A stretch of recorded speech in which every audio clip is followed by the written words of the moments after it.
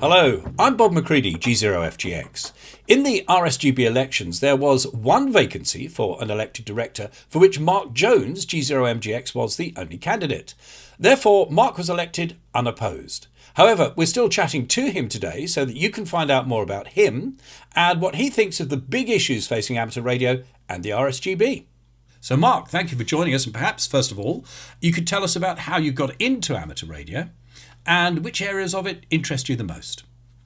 When I was about 12 years old, I was taken to a radio amateur's house and had a look at their shack, primarily because my parents were pretty fed up with me taking electronic things to bits and breaking everything.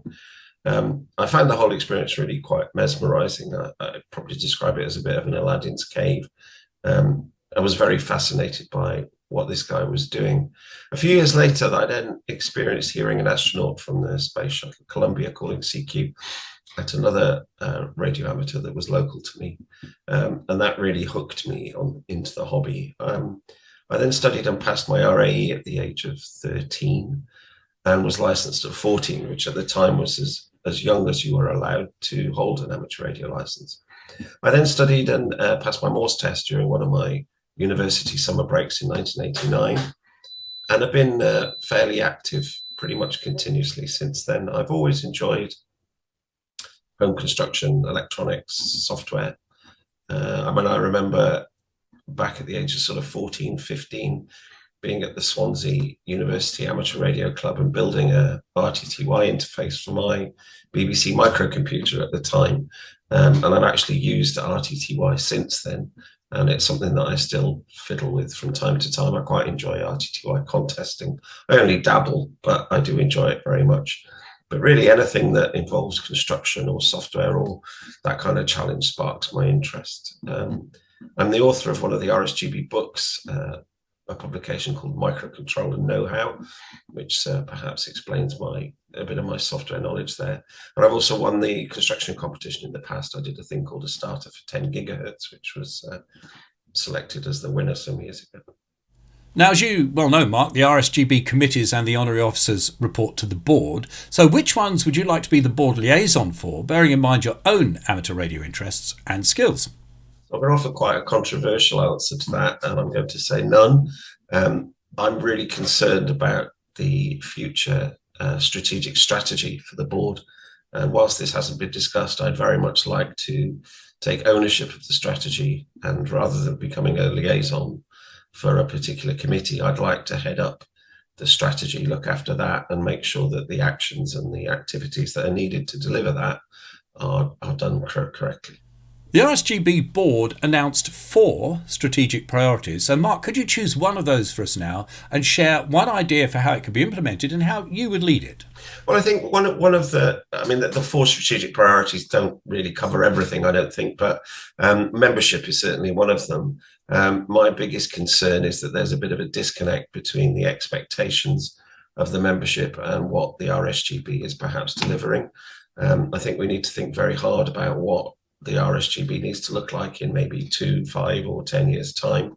So I'd be very keen to liaise with as many of the members as possible and understand really what their expectations from the RSGB are before we think about how we manage the membership numbers, because I think understanding what the membership wants and needs are is key to being able to deliver against them.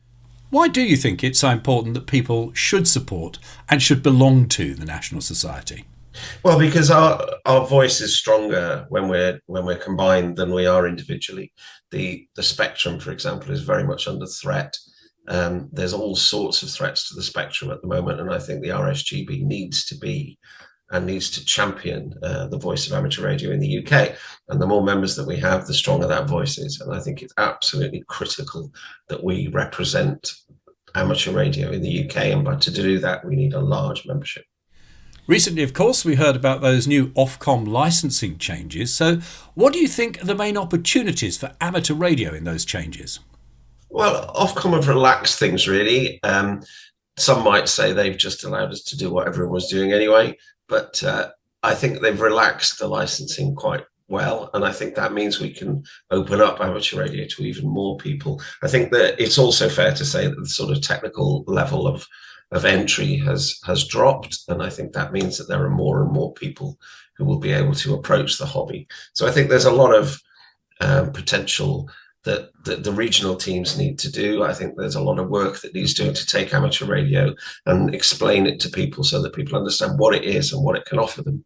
And hopefully that will attract more people into the hobby. And finally, Mark, could you have a look in your crystal ball for us and tell us how you see amateur radio developing over the next 5 years?